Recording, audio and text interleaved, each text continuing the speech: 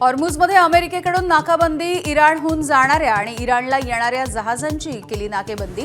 जगभर इंधन पुरवठ्यावरती परिणाम होण्याची भीती.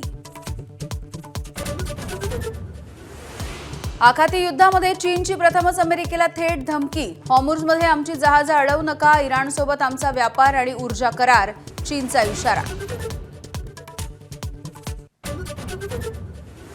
मुंबईमध्ये ड्रग्सच्या ओव्हरडोसने 2 विद्यार्थ्यांचा मृत्यू.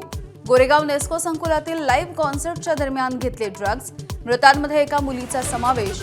पोलीस ठाण्यामध्ये सदोष मनुष्यवधाचा गुन्हा दाखल, तिघांना अटक. नागपूरमध्ये राजधानी एक्सप्रेसमधून 4 कोटी 26 लाख रुपयांचं कोकेन जप्त. एका महिलेला अटक. औषधाच्या 50 कॅप्सूल्समध्ये लपवून सुरू होती तस्करी.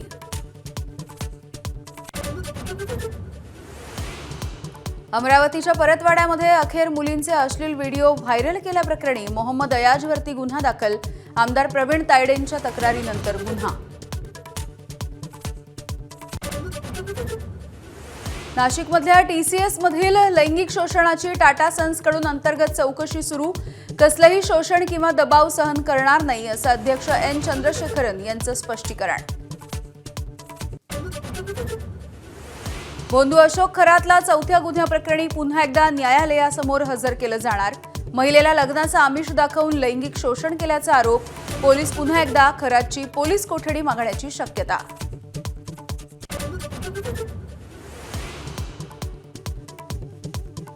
भारतरत्न डॉ. बाबासाहेब आंबेडकर यांना 135व्या जयंतीनिमित्तानं देशवासियांकडून अभिवादन.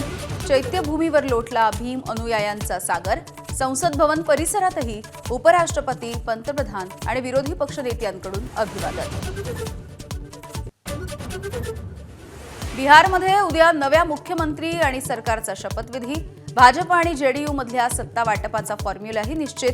भाजपचा मुख्यमंत्री आणि जेडीयूचे 2 उपमुख्यमंत्री असणार, सूत्रांची माहिती.